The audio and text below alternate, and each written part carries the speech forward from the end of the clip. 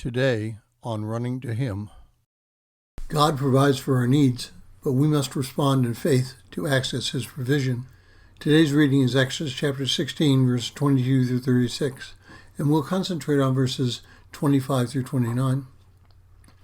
Exodus 16, 25 through 29 says, Moses said, "Eat it today, for today is the Sabbath to the Lord. Today you will not find it in the field. 6 days you shall gather it, but on the seventh day, the Sabbath, there will be none." And it came about on the seventh day that some of the people went out to gather, but they found none. Then the Lord said to Moses, "How long do you refuse to keep my commandments and my instructions? See, the Lord is giving you the Sabbath. Therefore he gives you bread for 2 days. On the sixth day, remain every man in his place. Let no man go out of his place on the seventh day."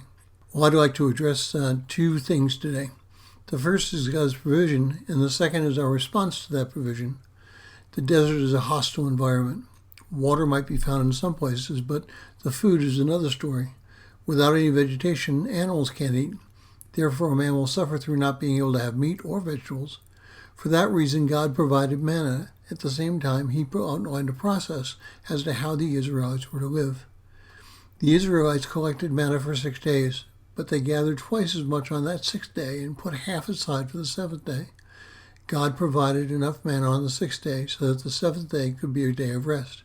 Some of the Israelites didn't believe God and went out on the seventh day, only to find no manna.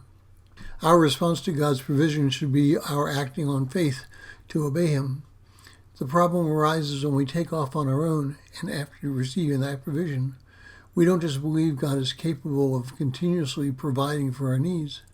In today's world, we generally do not look to God for our daily provision. We work, receive a paycheck, pay our bills, and repeat.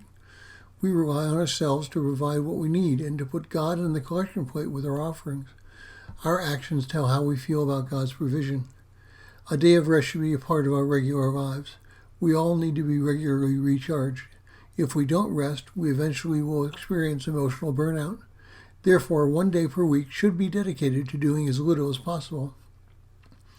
Many families have a large meal on Sunday, but the problem with a meal on Sunday like that is it is a significant amount of work associated with that meal, from preparation to cleanup.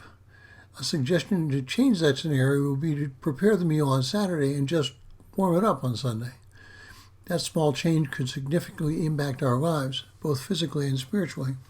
We all need to look at how we can simplify our lives so that we are not living on the edge all the time. A spiritual savings account can help us slow down. Most of us have heard stories about the change in people's lives when they start giving regularly. That giving allows them to focus on God, and the remaining money seems to go further.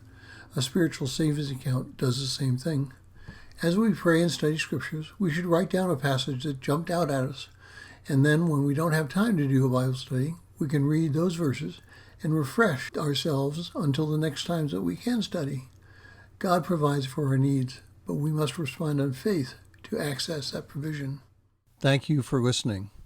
We pray that today's devotion was meaningful to you. We would love to hear from you. You can use either Facebook or YouTube to like, subscribe, share, and tell others about us. If you would like to contact us, you can reach me at phineasjacobus@runningtohim.net.